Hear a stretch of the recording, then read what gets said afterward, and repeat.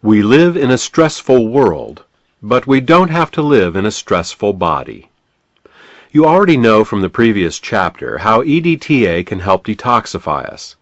In this second part, we will talk about how magnesium, a mineral attached to EDTA and metacardium suppositories, can help us cope with the causes and effects of chronic stress. Before we look at this mineral, let's learn a little more about how stress affects the body. Our nervous system has two settings. One, the parasympathetic system, is for normal everyday life, and the other, the sympathetic system, is for emergency situations. You've probably already heard about the emergency system. It's also called the fight or flight system. This is a very ancient system, and it was designed by nature to help us deal with physically dangerous situations. Take a caveman, for instance. There he is, walking out of his cave one sunny morning, minding his own business, when out from behind a boulder jumps a large and very hungry tiger. In order to survive, he's either going to have to run very fast or fight very hard. Thus, the body, in its wisdom, gives the caveman every ounce of strength he's got. To do this, it takes energy away from any system not immediately involved in his survival and sends that energy to his arms if he's going to fight or his legs if he's going to run. Hence the term fight or flight. The most commonly cited example of a non-emergency system that is turned off by stress is the digestive system. After all, you don't need to digest your lunch if you're fighting for your life. The blood that would normally be in the stomach and intestines absorbing food is really better used in the arms and legs during an emergency. What else is turned off? In addition to digestion, immune function, sleep, sexual function, growth and repair are also all put on hold. After all, does a caveman really need to fight that nagging cold, or get a good night's sleep, enjoy physical intimacy with his cave woman, or repair any injuries when he's dealing with a tiger? Of course not. Even the sense of touch is suppressed by stress. After all, it makes no sense to be distracted by pain when you're fighting for your life, so stress dulls the sense of touch.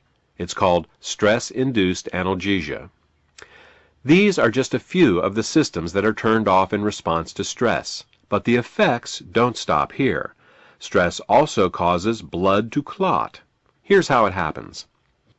When the caveman is confronted by a tiger, his body knows that there is a good chance that he will be bitten or mauled and lose some blood.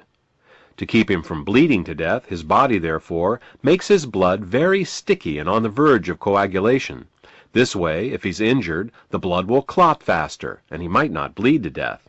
Unfortunately, sticky, nearly coagulated blood is harder to push through the arteries. This raises blood pressure, and in the long run, can cause a stroke or a heart attack. But remember, the caveman is only trying to survive the next 5 minutes.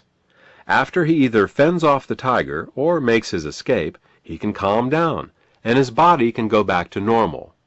Once the stress of the tiger is gone, his body can go back to the business of digesting his food, fighting infections, repairing and replacing damaged tissue, enjoying physical intimacy with his cave woman, taking a nap, and maintaining normal blood viscosity.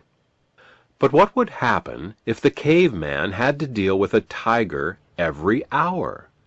Well, you can imagine how over time his stress response alone could kill him, even if the tigers didn't.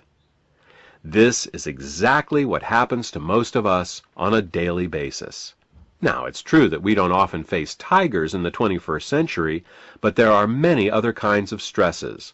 Work, family, bills, health concerns, mortgage payments, and traffic jams, to name just a few.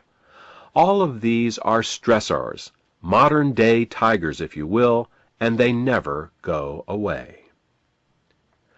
While a lot of things have changed in the last few thousand years, our response to stress isn't one of them. Our bodies still equate stress with danger. There is only one emergency stress response system, and it doesn't differentiate between a tiger and a traffic jam. The epidemic of digestive, immune, sexual, and cardiovascular disorders added to the prevalence of insomnia only prove the point. Most of us today are suffering from the effects of chronic stress. So, what do we do? The trick isn't to avoid being stressed. That's almost impossible. What we need is to be able to suppress the fight or flight stress response whenever possible. To do this, we need the mineral magnesium. It is magnesium that turns off the fight or flight emergency system. Unfortunately, getting magnesium can be quite difficult. The problem with magnesium began in 1840 when a German scientist named Justus von Liebig discovered that if a farmer put the minerals nitrogen, phosphorus, and potassium back into the soil, he could grow crops on the same piece of land over and over again without needing to rest the earth.